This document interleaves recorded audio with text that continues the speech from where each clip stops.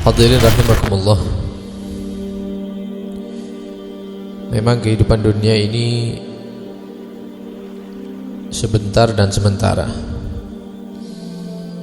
Setelah ini kita akan memasuki kehidupan yang lain, memasuki alam yang lain, yaitu alam barzakh, yang dimana alam barzakh ini adalah awal pertama daripada alam akhirat. Pernah Nabiullah Isa alaihissalam, beliau menyatakan ad-dunya gintarah,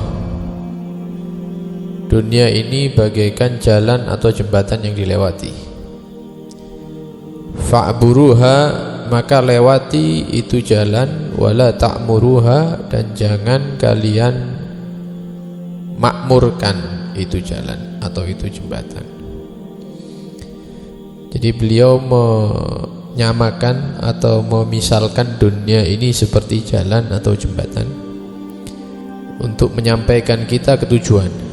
Jadi kita dilahirkan oleh ibu kita ini di atas dunia ini hanya untuk dilewati saja. Jadi kalau kita datang dari satu kota menuju kota yang selanjutnya, kemudian terbentang antara dua kota ini jembatan, itu kalau orang waras ya dia lewat nyampe tujuan selesai.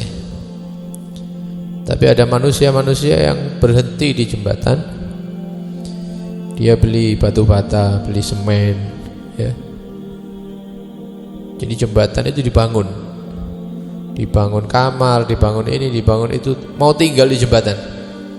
Padahal itu untuk dilewati, bukan dibangun atau dimakmurkan. Setelah dibangun sama dia, ternyata diusir, disuruh keluar dari jembatan, memang karena memang bukan tempat tinggalnya dia harus sampai ke tujuannya. Begitulah manusia di atas dunia. Ada yang sadar bahwa dunia ini hanya dilewati saja, perantara saja untuk menuju kehidupan akhirat yang kekal.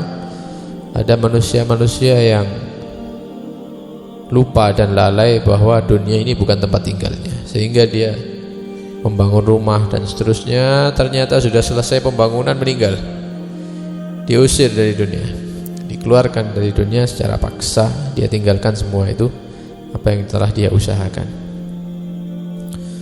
Beliau juga menyatakan, ya talibat dunya litabirra biha, wahai orang-orang yang setiap harinya mencari dunia, mencari harta, litabirra biha, hendaknya kalian berbuat baik dengan dunia yang kalian miliki.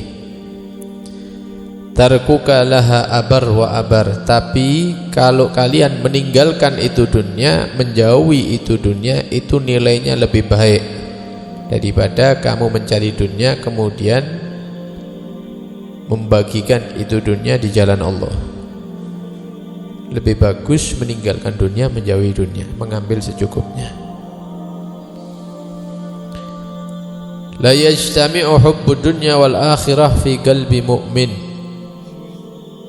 Hati orang yang beriman itu tidak mungkin mengumpulkan dua cinta, cinta dunia dan cinta akhirat. Kalau ada orang ngomong, ya ente ini kok syuhul tok misalnya, ente ini kok kerja terus, ya, masjid musola tidak pernah didatangi, majelis ilmu tidak pernah didatangi, tidak pernah kumpul sama ulama. Ya, itu ini cinta dunia. Iya, saya cinta dunia, tapi saya juga cinta akhirat. Ini bohong. Karena dalam hati orang yang beriman itu tidak mungkin berkumpul cinta dunia dan cinta akhirat. Pasti ada satu yang dikalahkan. Kama la yajtami'ul ma' wan nar fi ina'in wahid, sebagaimana api dan air itu tidak bisa terkumpul dalam satu wadah atau satu tempat. Wa qala Isa alaihissalam, ad-dunya 'aradun hadir. Nabi Isa mengatakan dunia ini adalah perkara kesenangan-kesenangan yang bisa langsung dinikmati, ada di hadapan kita. Kalau kita kerja, uangnya atau hasilnya bisa langsung kita nikmati. Kalau kita misalnya besok pagi nikah, kawin, ya beberapa jam kemudian istri kita bisa kita nikmati, hadir langsung ada di hadapan kita. Ini dunia. Makanan misalnya kita beli langsung kita makan bisa, atau yang mentah kita masak beberapa jam selesai kita makan. Ya'kulu minhul bar wal fajir, bisa menikmati dunia orang baik, orang soleh maupun orang-orang yang tidak baik, semuanya bisa menikmati dunia. Wal akhirah, adapun akhirat, wa'dun shadiq, janji yang pasti terjadi, tapi tidak bisa ente rasakan sekarang. Jadi kalau melakukan amal ibadah ini nanti ente akan mendapatkan, itu namanya janji. Jadi kalau hadir majelis ilmu ente akan mendapatkan pahala seperti ini, seperti itu. Mana pahalanya? Saya pengen pegang, ya tidak bisa, karena itu janji Allah nanti, tidak bisa dirasakan sekarang. Yahkumu fihi malikun gadir, yang menghukumi nanti di akhirat yaitu Tuhan yang menguasai, maha menguasai dan maha mampu, yaitu Allah subhanahu wa ta'ala. Karena itu kalau kita saksikan, kalau manusia ini diajak untuk mendapatkan keberuntungan akhirat itu sedikit yang mau. Kenapa? Karena balasannya tidak langsung kelihatan. Tapi kalau diajak makelaran cepet, ya piro kok pembagian nih sekian, oh ya saya wis greges berangkat. Kenapa? Karena dia langsung bisa merasakan hasilnya. Tapi kalau akhirat, itulah yang membedakan mana orang yang cerdas dan mana orang yang tidak cerdas. Wa qala alaihi salatu wassalam, Nabi Isa juga pernah menyatakan, la tattakhidud dunya rabban, jangan kalian menjadikan dunia itu sebagai tuan atau Tuhan.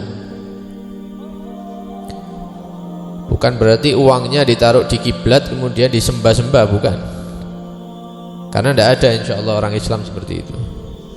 Tapi yang hatinya itu menyatakan kalau tidak punya uang tidak bisa makan, itu banyak. Kalau ente tidak pegang uang, ente tidak mungkin bisa kenyang, mati ente. Uang itu segala-galanya. Ini banyak yang keyakinan seperti itu. Inilah yang dimaksud menjadikan dunia itu seperti Tuhan segala-galanya. Jangan kalian jadikan dunia itu segala-galanya. Fatattakhidukum abidan, kalau kamu seperti itu akhirnya kamu diperbudak oleh dunia, dijadikan budak oleh harta kamu sendiri. Akhirnya kamu statusnya budaknya dunia, bukan budaknya Allah, bukan hambanya Allah. Uknuzu kanzakum inda man la yudayyi'ahu, kalau punya harta kekayaan, simpenan kamu simpan di tempat yang teraman. Fa inna sahiba kanzid dunya yakhafu 'alaiha yukhafu 'alaiha al-afah. Karena kalau ente simpan sendiri itu dunia, takut nanti dunianya kamu itu hilang, habis, diambil orang, dinikmati orang. Karena itu simpan di tempat yang aman.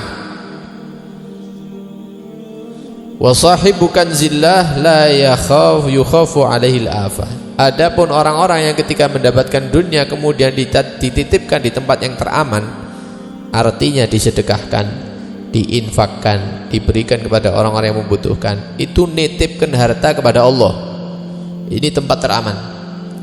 Kalau sudah dititipkan sama Allah, tidak mungkin dikhawatirkan harta tadi itu hilang, rusak, atau diambil orang.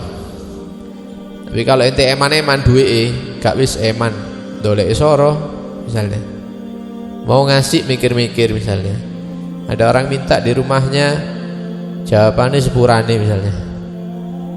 Nah ini nyimpen dengan caranya sendiri, maka ditakutkan harta tadi itu hilang, ya, atau dinikmati oleh orang lain. Ya, puncaknya akan meninggal dan harta itu akan dinikmati oleh ahli waris, bukan yang mencari. Sing keringetan mang itu tidak menikmati hartanya.